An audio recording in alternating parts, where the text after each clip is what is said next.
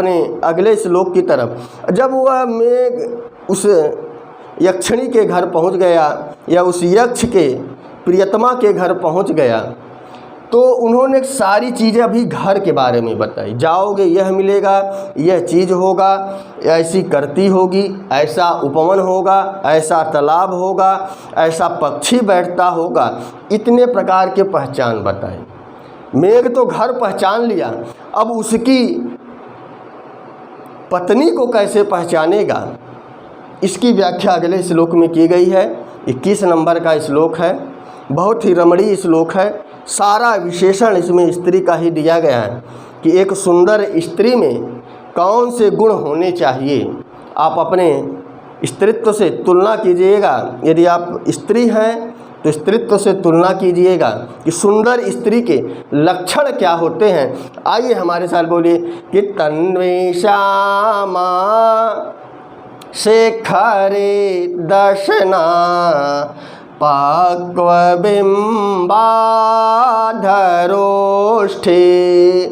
मध्ये क्षमा चकित हरिणे प्रेक्षणा निम्ननाभे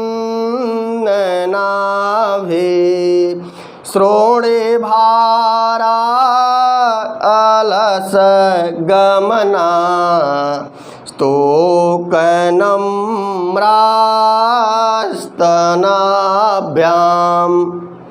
या तत्र स्याद्युवति विषये सृष्टिरादेवधातुः।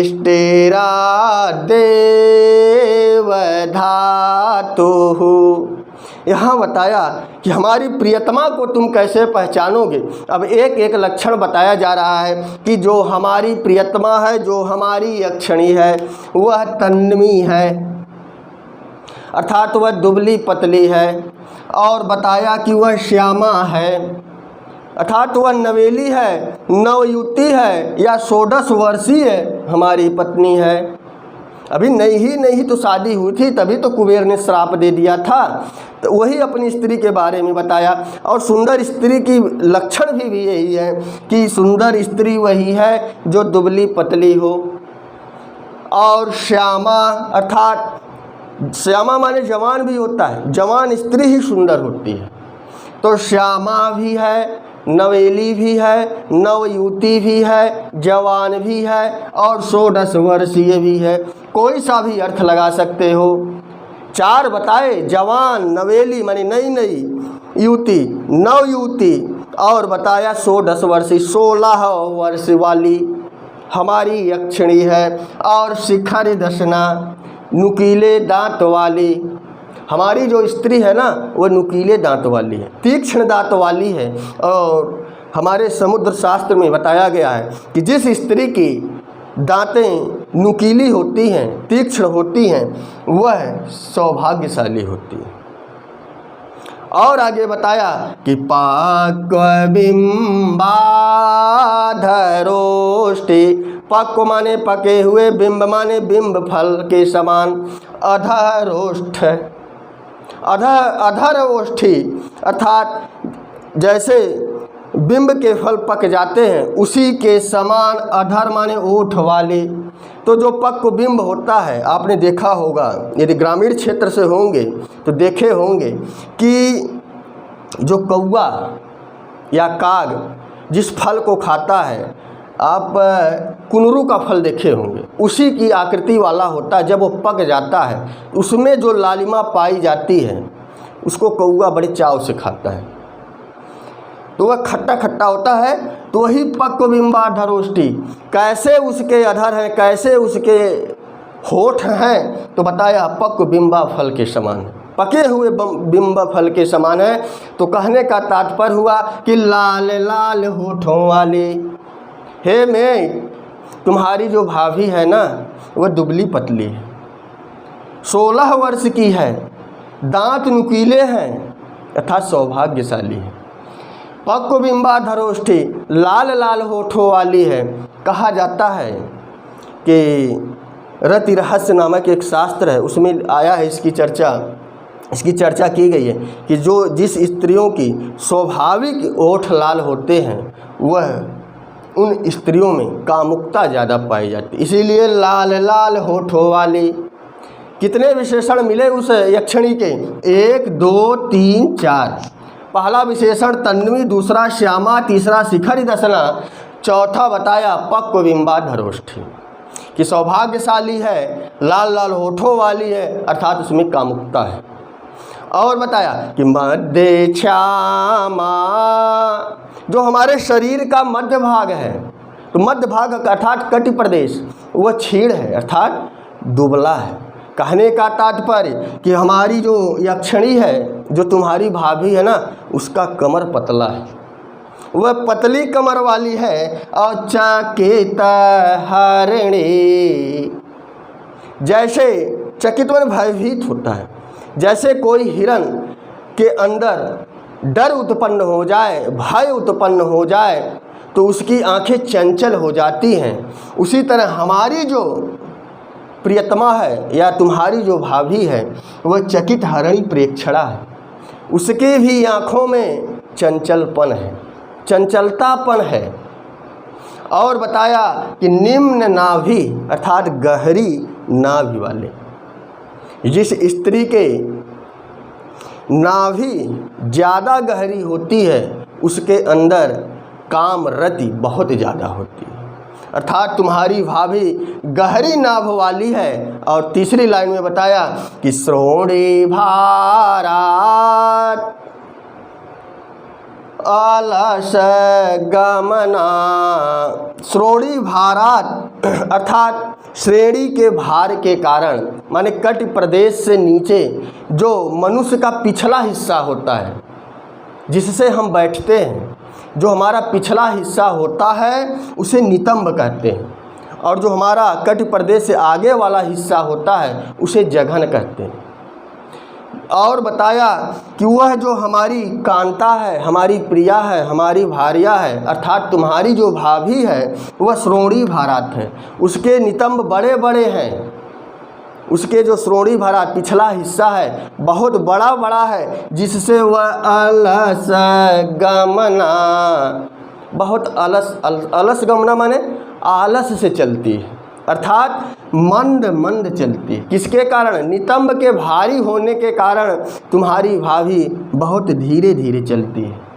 और बताया स्तोक नम्रा माने थोड़ी सी, नम्र माने झुकी हुई है, स्तनाभ्याम, स्तनों के कारण वह थोड़ी सी आगे की तरफ झुक गई है, स्तनों के कारण थोड़ी आगे की तरफ, अर्थात विशाल स्तन के कारण, अर्थात उस तुम्हारी जो भाभी है उसके जो स्तन है थोड़े से विशाल होने के कारण वह आगे की तरफ झुक कर चलती है। क्या पहचान बताई है यक्ष ने? कालिदास ने यक्ष के माध्यम से मेघ को बताया कि अगर किसी स्त्री की यदि पहचान देनी है इस तरह से दो कि कोई भी स्त्री हो तो उन स्त्रियों के बीच में हम देखकर उसकी चाल को, उसके झुकाव को, उसकी दुबलेपन को, उसकी अवस्था को, उसके दांतों को देखकर, उसके होठों को देखकर, उसके कमर को देखकर, नयनों की चंचलता को देखकर, उसकी नाभि को देखकर, उसके नितंबों को देखकर और उसे स्तन को देखकर कोई तो चीज़ दिखेगी। इसीलिए 7 8 9 उपमाएँ दी कि अपनी भाभी के बारे में सुन लो, तुम्हारी भाभी ऐसी है, कोई अंग दिख जाए तुलना कर लेना, यदि वही विशेषता मिलती है तो समझ जाना कि यह हमारी प्रियतमा है, यह वही यक्षिणी है जिसके बारे में मैं तुमसे बता रहा हूँ। इतनी उपमाएँ दी और बताया अंत में कि या तत्र शात युवती विषय, युवती विषय माने युवतियों के विषय में दिया है धातु माने ब्रह्मा, धातु माने ब्रह्मा। हम जानते हैं इस सृष्टि का निर्माण ब्रह्मा ने किया है। सृष्टि में मानव को, मनुष्य को, स्त्री को, पुरुष को ब्रह्मा ने बनाया है। इसीलिए कालिदास ने बताया कि युवती विषय, युवती के विषय में या युवतियों के बीच में धातु माने ब्रह्मा ने आद्य सृष्टि इव, ईश्वर की पहली रचना, आद्य माने पहली, सृष्टि माने रचना। अर्थात वह स्त्री ऐसी है, आपको देखकर ऐसा लगेगा कि जैसे ब्रह्मा जी ने स्वतः उनकी पहली रचना हो। किसके विषय में? युवती के विषय में। अर्थात तुम्हारी भाभी इतनी सुंदर है, इतनी सुंदर है कि देख कर कहोगे वाह, ब्रह्मा जी ने क्या चीज़ बनाई है। ऐसा लगता है कि उनकी पहली रचना हो। कोई भी काम हम पहला करते हैं या पहली बार करते हैं तो मन तन लगा कर करते हैं, सारे दोष कमी को देखकर एक खूबसूरत चीज़ बनाते हैं। इसीलिए कालिदास ने कहा कि वह जो यक्षिणी है वह ब्रह्मा की पहली रचना है। युवती के विषय में बताया गया कि ब्रह्मा की वह पहली रचना है। ऐसी प्रियतमा या तत्र, जो तत्र माने वहाँ, मिलेगी तो समझना कि वह हमारी प्रियतमा है। क्लियर हो गया? अब देख लीजिए कि तन्वी श्यामा शिखरे दर्शना, दुबली पतली, श्यामा माने जवान, शिखरी दर्शना नुकीले दांत वाली और लाल लाल होठों वाली, और मध्य श्यामा पतली कमर वाली, चंचल नेत्रों वाली और गहरी नाभि वाली। अर्थ तो नहीं बताना पड़ रहा है। फिर श्रोणी भारत, अर्थात कट प्रदेश के जो हमारे पीछे का हिस्सा होता है वह नितंब कहलाता है। अर्थात वह नितंब के भार के कारण, बड़े बड़े नितंब के कारण, नितंब के भार के कारण, माने नितंब बढ़ गए हैं, उसके भार के कारण वह मंद मंद चल रही है, ना कि जघन दोष के कारण। उसके शरीर में कोई ऐसी विकृति नहीं है, केवल नितंब बढ़ गए हैं, इसीलिए वह मंद मंद चल रही है। और अस्तोक नम्रा अस्तनाभ्याम, और स्तन विशाल हो गए हैं, इसीलिए वह आगे झुक गई है। ये शारीरिक दोष नहीं है, स्तन बढ़ गए हैं इसलिए वह झुक कर चल रही है। अर्थात तुम्हारी भाभी में कोई भी कमी नहीं है। इसीलिए अंत लाइन में मेघ ने बताया, क्षमता यक्ष ने बताया कि ऐसा लगेगा कि युवती के विषय में, स्त्रियों के विषय में धातु आद्य सृष्टि इव, कि ब्रह्मा की पहली रचना तुम्हें मालूम पड़ेगी, इतनी खूबसूरत है। और या तत्र माने जो वहाँ, तो जो वहाँ कौन मिलेगी? अर्थात यक्ष की पत्नी मिलेगी। या तत्र स्यात्, जो वहाँ होवे तो समझना कि वह हमारी प्रियतमा है। क्लियर हो गया? तो यह इस श्लोक का भाव रहा। तो सृष्टि राध्य यु धातु में उत्प्रेक्षा अलंकार है कि संभावना व्यक्त की गई कि ब्रह्मा की पहली रचना तुम्हें हमारी यक्षिणी दिखाई देगी, हमारी प्रियतमा ब्रह्मा की पहली रचना होगी। स्त्री के विषय में अगर कभी चर्चा होगी तो हमारी यक्षिणी का ही नाम आएगा, इसलिए युवती विषय लिखा।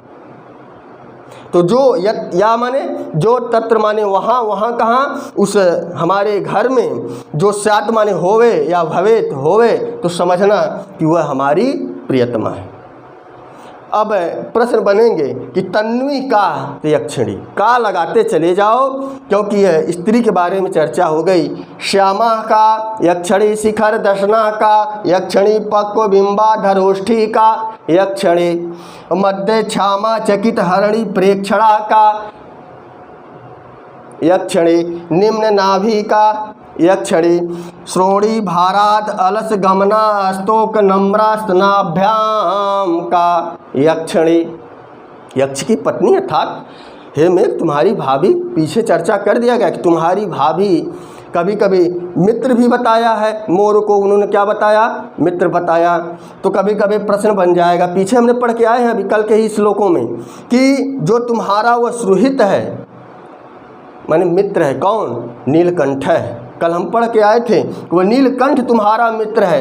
पूछ देगा कि मोर मेघ का क्या है? तो मित्र है। क्लियर हो गया? तो इसी तरह से प्रश्न बनेंगे। वीडियो कैसी लगी कमेंट में अवश्य लिखिएगा। तो बस आज के लिए इतना ही। नमः संस्कृताय, शुभ संध्या, शुभ रात्रि।